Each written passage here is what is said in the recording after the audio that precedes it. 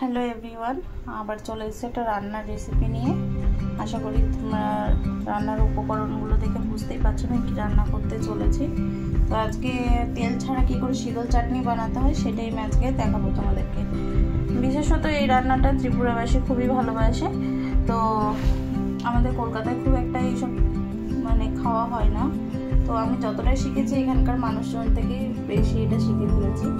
তো আমি কীভাবে বানাই সেটাই আমি দেখাচ্ছি। তো পেঁয়াজ নিয়ে নিয়েছি, রসুন নিয়েছি, লঙ্কা নিয়েছি, আর এইদিকে বাঁশপাতি শীতল নিয়েছি, আর একটু স্মেলের জন্য, সুন্দর একটা স্মেল আসার জন্য একটু গোটা জিরে নিয়ে নিয়েছি।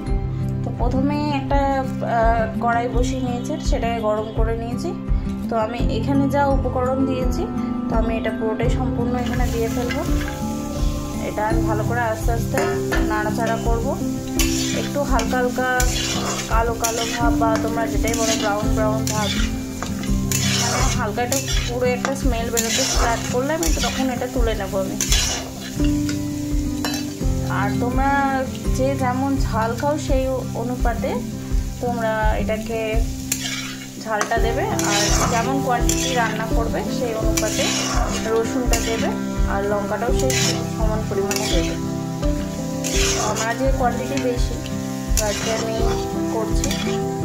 তো পরে একটু পরে আমি এটাও পেঁয়াজ লঙ্কা রসুনটা ভাজা ভাজা হয়ে গেলে আমি শীতলটাও এর মধ্যে দিয়ে দেবো, অ্যাড করে দেবো। তো আমার পেঁয়াজটা এখানে হালকা হালকা ভাজা ভাজা ব্রাউন ব্রাউন কালার চলে এসছে। দেখো পেঁয়াজটা মজে গেছে। তোমরা করতে করতে নিজেরাই বুঝতে পারো পেঁয়াজটা একটু মজে যাবে। আর এর মধ্যে আমি এখন অ্যাড করে দিচ্ছি একটু হালকা স্মেলের জন্য জিরে, একটু জিরে দিয়ে দিলাম। আর এখানে যে শুটকিটা রেখেছি বাঁশপাতিটা, সেটাকেও একটু হালকা ওই কড়াই একটু নাড়াচাড়া করে তারপরে এটা আমি সম্পূর্ণ এটা ঠান্ডা হতে দেবো। ঠান্ডা হয়ে যাওয়ার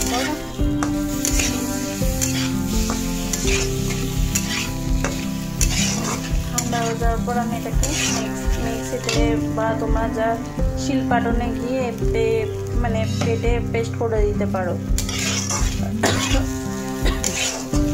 যা শিলপাটন আছে তাদের টেস্ট ভালো আসবে। তো আমার শিলপাটন এখানে নেই, তো আমি মিক্সিতে করি এটা। চলো ব্লগটা রেসিপিটা যদি ভালো লেগে থাকে অবশ্যই তোমরা কমেন্ট করে জানাবে। তো আমি এটা কড়াই থেকে নামিয়ে নিয়েছি, ঠান্ডা হওয়ার জন্য অপেক্ষা করছি। ঠান্ডা হলে এটা মিক্সিং জারে আমি দিয়ে পেস্ট করে নেব। আমি মিক্সিং জারে নিয়ে নিয়েছি। এবার পরিমাণ মতো নুন দিয়ে এটা ভালো করে আমি পেস্ট করে নেব। তো আমার পেস্ট করা হয়ে গেছে। চাটনিটা ঠিক এইরকমই দেখতে হবে। তো ভিডিওটা কেমন লাগলো অবশ্যই কমেন্ট করে জানিও, আর ভালো লাগলে একটা লাইক কমেন্ট শেয়ার করে দিও।